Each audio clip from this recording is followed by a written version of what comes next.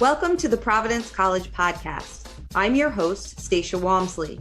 As Mother's Day approaches and in recognition of the college's celebration of then, now, next 50 years of women at PC, we are excited to welcome a mother-daughter alumni pair as our guests today.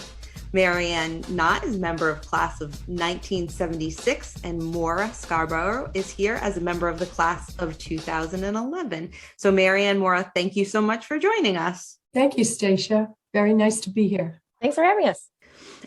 So at PC, we talk a lot about Friar family, but for the two of you, the connection to Providence College is really a family affair. So I'm wondering, Maryanne, starting off with you, I know your father was an alum. And so I'm wondering, what are some of your earliest memories about his, maybe discussing and talking about his alma mater, or, how early in life were you introduced to PC? So I actually don't remember a time when I didn't know about PC. My dad was a very proud alumni. And he would watch the PC games and cheer for them. We all knew, I'm the oldest of seven, we all knew the, let's go Friar cheer. And he was very proud of his connection to PC and really felt that he owed everything he achieved in his life to PC. He had gone there from the Navy. And so he really felt it changed his life. So PC, but I always knew it was an all-male school until I was in high school. And then they sent out and pulled the alumni and asked them, what about, making this co-ed? And my dad, as the father of 6 daughters, immediately said yes and sent it in. And then as soon as it became co-ed, he took me down there to look at the school. And then I just fell in love with it on the spot, and that was it. Any of your sisters or your brother go to PC? My brother and all but one of my sisters. Wow, yes. So the last one went to, so 6 out of the 7 of us went. The last one went to Holy Cross, but we got her turned around because her 2 daughters are going to be friars. So. That's awesome.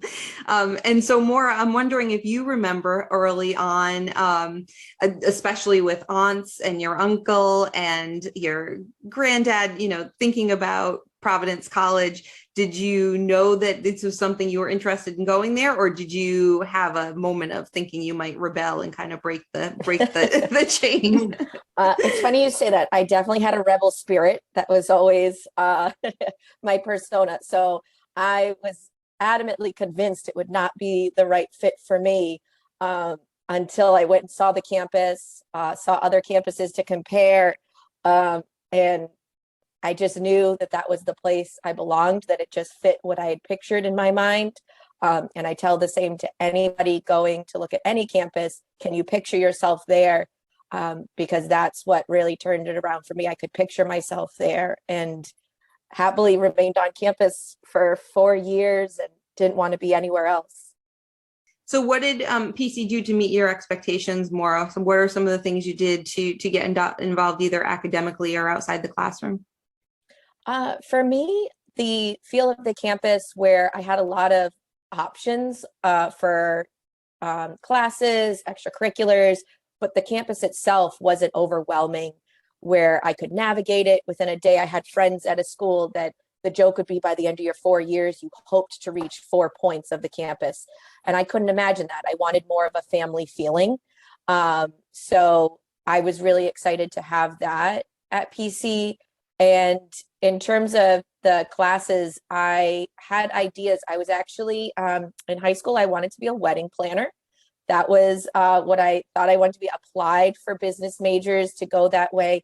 And when I returned my acceptance, I switched because my heart was starting to really link up with psychology, and that really fit for a long time. The message in my heart of I wanted to, help others. So I switched gears, and there was a lot of options at PC. With that, I was leaning towards psychology. I thought it fit my interest, but beyond that, there were other degree programs too. So I just knew, although I was totally changing my plan at the last minute, that it would all be fine because I'd get to try out things, and I did. So I did a lot of courses for with my electives to try out other departments as well. Well, and I think that that's an experience that's really common. And we, especially with a place like PC where there are a lot of options, and somebody might take classes really at the beginning in Civ and decide, oh boy, there's something here for me that I didn't even expect. How was it for you, Maryanne, when Maura decided she was changing her major and all that? How are you feeling about all that? I know that sometimes can be tricky for a parent. Well, I mean, I supported her when she thought she wanted to be a wedding planner, but I thought that there was a lot more that she could have done, because she always had this idea that she wanted to help people. And helping as a wedding planner is great, but you're helping them for one day. I thought it would be nicer if she could be helping them for their life.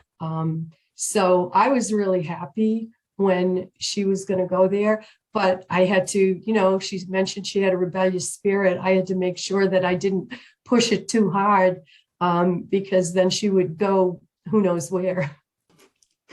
And I'm wondering if you could tell me a little bit, Maryanne, watching your daughter experience PC, what were some of the things that maybe were a little different about your experience compared to Maura's? Well, I could say one of the big things I was quite jealous of was the way that the food halls were set up in Ray now. We used to have one meal choice and a can of peanut butter at the end if you didn't want that. So I was a little bit jealous about that, but also the way the living accommodations were, how they put the apartments on campus, and also the expansion of the campus with the new buildings, and how unified the campus looked, and just all of those different things. I would say that the academics probably were still as strong as they were when I was there, which I think is a really good selling point. And also the same with the liberal arts. My degree is Bachelor of Science in Business Administration, but still went through the Western Civic program and some of the other electives that rounded out the liberal arts education. So I thought those were good things to see her experiencing as well. Yeah, so you both took different paths, but found success in what you ended up doing. I wanted to ask Maryanne, I know that you continued to stay involved with the business school, or what is now called, Providence College School of Business, where, my understanding is you're going to be taking over the leadership position for the Business Advisory Council. Can you tell me a little bit about that experience, continuing to be involved and now having this opportunity to help lead and form what PCSB has now become? Sure. So when I was there, I was in the second class of girls. And so accounting at that time was still a man's occupation. But so there were a handful of female accounting majors at that point in time. And then I started being asked back. I had worked at Deloitte, and I was asked back to career fairs and also to speak to the accounting class. They have an introduction to the profession class. And I was honored to be asked to come down and speak. And one of the things that struck me at that point in time was about the fact that the classes were now split about 50-50, males and females. So where I would have looked out at, 60 or 70 students and seen maybe 4 or 5 females, now it was 50-50. So it really was different. And then I was asked back each year, and I really liked the accounting professors. And then I was introduced to Sylvia, and I just think she's wonderful and believe in everything that she's trying to do for the business school. And so I wanted to get involved with that. And I have been involved in it and have seen what a great school it is. And I know I'm a little biased, but what a great school it has become. The students, I've gotten a chance to meet some of them. And they are so impressive when they give their presentations, and even just meeting them. It's a very proud moment for me to be involved with that school. I definitely hear that from a lot of our alumni who come back and who are involved in one way or another. That really seeing the experience of the current students is what makes it all worthwhile. It's fun to come back and connect with friends and come back and connect with the campus, but then learning a little bit about the student experience today is very exciting. So right now we are celebrating the 50th anniversary of Women at Providence College, and we've been doing that all year long, bringing in guest speakers and just looking for ways to really empower our current students, our alumni, and tell the stories that maybe wouldn't have been told otherwise. So I was just wondering, Maura, your mom was in the second class of women at Providence College, and I'm just curious if you have ever kind of talked about what her experience might have been like different than yours in terms of your experience maybe as a woman or as a student at a very different time in the college's history. She definitely brought up the cafeteria quite a few times and would then tell her siblings and say, "Can you believe it?" Because the first grandchildren to go to PC was my cousin and myself, and we were the Cool. same year. So for them to experience that next generation going in, it was for the first time at the same time for everyone. So we'd come back during Thanksgiving and things like that and be talking about how certain dorms were once upon a time male only, now they were female only, or they were split, and which dorm was my grandfather in. So we would have those discussions as a family. So she definitely mentioned that a few times. So I was very grateful for all the options in the different parts of the campus, the new buildings that had happened as well. For me, in the psychology degree program, most of those classes tend to be more females in the classes, but the profession itself isn't necessarily isolated to that. But at the undergrad level, it tends to be kind of leaning one way, and then there's all different levels in the psychology, with master's and doctorate and things like that, where it all expands out. So it was definitely different for me, not necessarily being in a male dominated field per se. So that experience, and I know, when my mom was going to school, she would tell me about stories from then that there was sometimes comments to her of like, "You're not supposed to be good at this. You're not supposed to be doing better than us," or things like that. So that was definitely a different experience from when I was there, because I really didn't find any that any way male, anything like that competitive piece. So that was definitely a different world to think of how, and her time, she was the second class. So she entered and there was only one other grade above her that had women. So there was still 2 whole grades that were still male only, just by the starting point. So that's just wild to think of when I look out across campus, how it would have been a different experience there. So, and with that first graduating class, it has been predominantly, it's been more than 50% women since then with graduating classes, and continues to be that way. Maura, tell me a little bit about how the psychology program at PC became a jumping off point to where you went with your career. So the psychology field, I mentioned how it was, interesting to me, and I started to get more into that. I think that's also what helped me dissect my own rebellious spirit. And just really that curiosity, it was really fueled by all the options within the psychology degree program. There were subspecialties. So I perceived it, and I know we did some testing to compare on other programs. I perceived it a very strong psychology department, that I got a lot of different perspectives. I heard about a lot of different psychologists, ways to approach it, things like that. So I got to, as I went on in my years, really narrow down what I was interested in. And then from there, I went right into a master's program.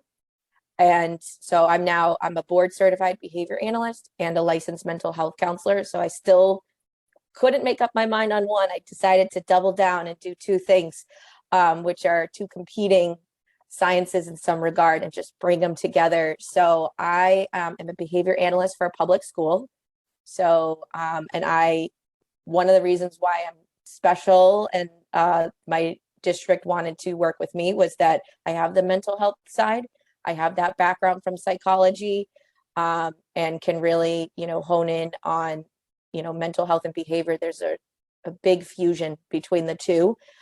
So I support all the district kids, all the pre-K through 12th grade, and providing consultation to any teacher, anything like that. With my big thing is for kids to be understood. There's definitely some people that learn differently, and they might be misunderstood, or I believe a lot of the adults in their world, if only they knew, they're looking to how to understand. They want someone to unlock that with that experience, observe, and say, okay, here's some more information.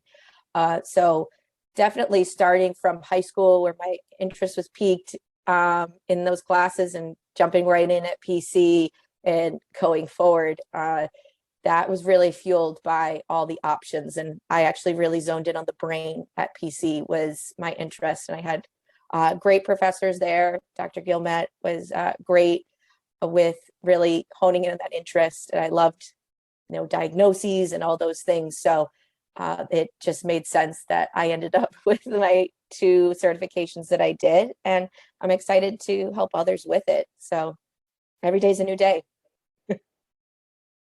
That's great. So yeah, it sounds like you were able to accomplish that goal of getting to something where you were helping others. And you mentioned Dr. Gilmet. I'm wondering, if Maryanne, if there's somebody that on the staff, on the faculty, that really helped you while you were in the accounting program. Mentioning again that it was early on in when women were actually taking these accounting classes, and definitely the minority in those classes.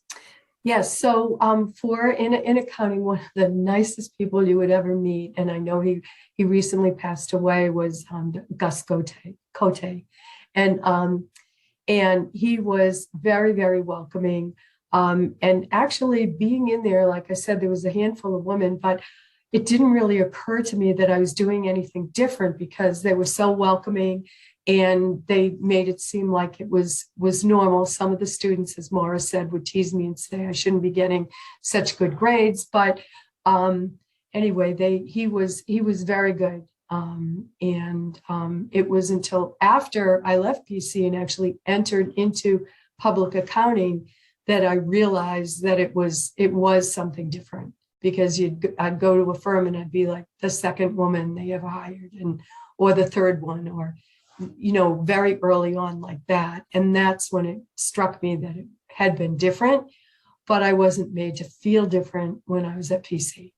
So I wanted to turn back to talking a little bit about the family connections that you both have, even beyond just the two of you as mom and daughter legacy at PC. I understand, Maryanne, there's a scholarship in your father's name and more in your grandfather's name. And it has a specific connection to the academic services department. I'm wondering if you could talk a little bit about what inspired that scholarship. So having the scholarship at all was a way to honor my dad. As I said, he was a very proud alumni. Excuse me. And so we wanted to honor him. And I had been speaking with people in the development office about doing something like that, and then spoke to my siblings and also Maura and other family members about possibly how would we differentiate this scholarship from other ones. And I think Maura can give a little more insight into that, why we picked academic services. Yeah, so academic services, some people might not even know it exists on campus, but for those who need it, it's a godsend, and it levels the playing field to be able to get the awesomeness out of PC. So for those that learn differently, including myself, you access academic services, and there are, people there that are supporting you. And one of them for me was Jen Rivera.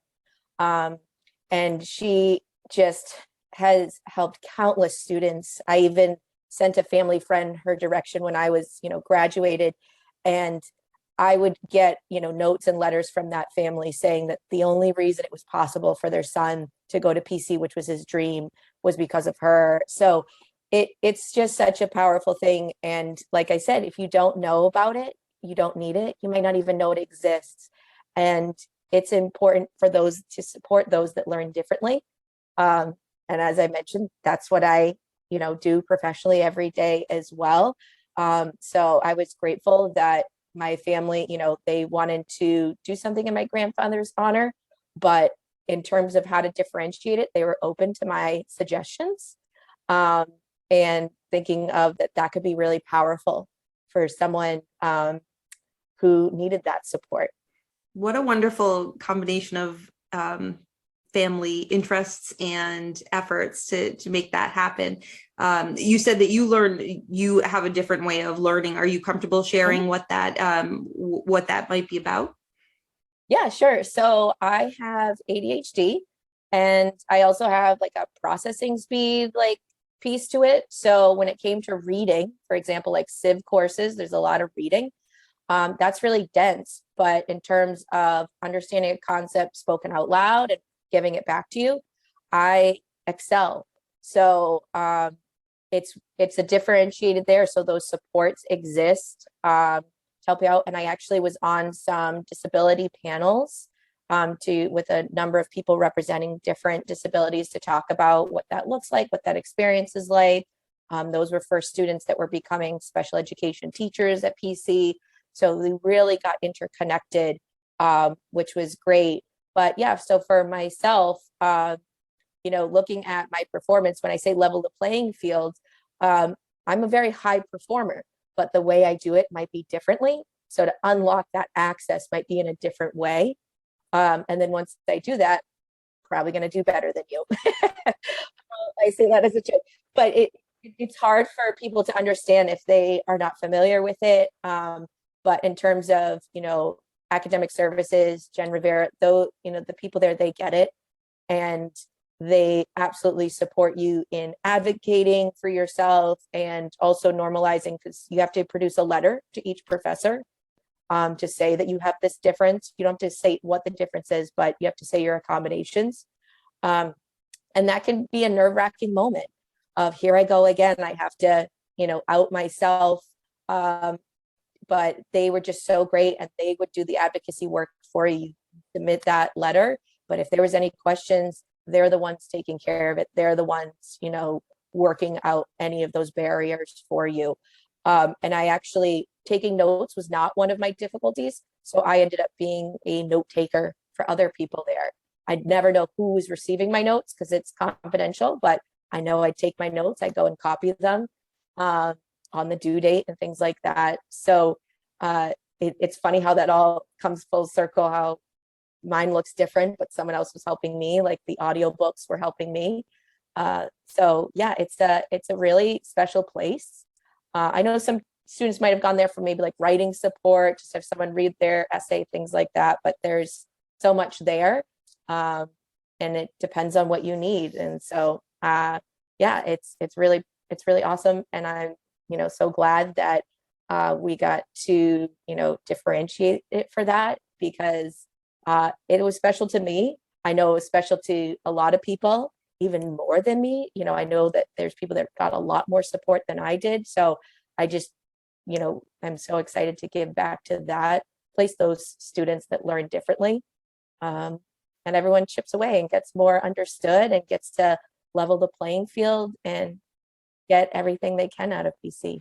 Well, what a cool experience to understand how academic services was able to support your learning experience and to be able to then participate in providing that for somebody else. It's a great experience that must have been. And I do know that this is an area, and I'm sure you're aware, that is in higher ed is more and more staff are needed, more and more support services are needed as the challenging academics are moving through. And obviously in the most recent couple of years with the pandemic and different type of learning modalities that were introduced, then some new ways of some new struggles for students came to light that weren't there before. So it's certainly an area of importance here at PC. So the fact that there's a scholarship in that area, I know that the college is very grateful for, and what a wonderful story that it's connected back to the family.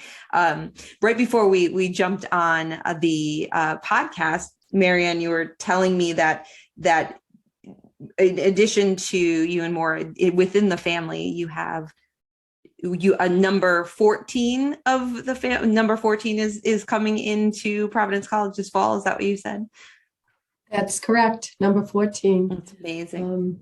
My youngest niece will be the number 14 to go to PC. And so she'll be class of 2026. So what is your father the first member of the family that would have graduated? So is that the span? Yes. So he was 51. Excellent. Yes. So from 51 to 2026. Yeah. So that's the class that's coming in. Yeah.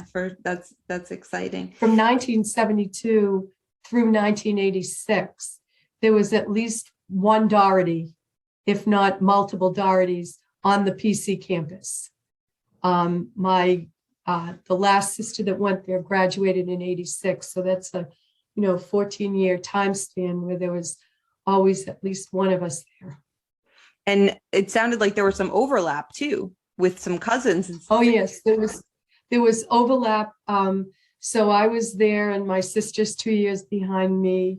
Then my brother was 2 years behind her, and then on down the road. At one time, there was 3 that were there at the same time. That was the most, and but most of the time there were 2. And Maura, you and your cousin were there at the same time?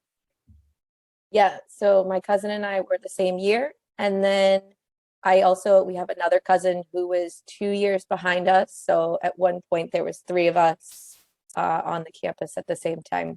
That must have made for some fun family weekends and maybe hockey games together and things like that.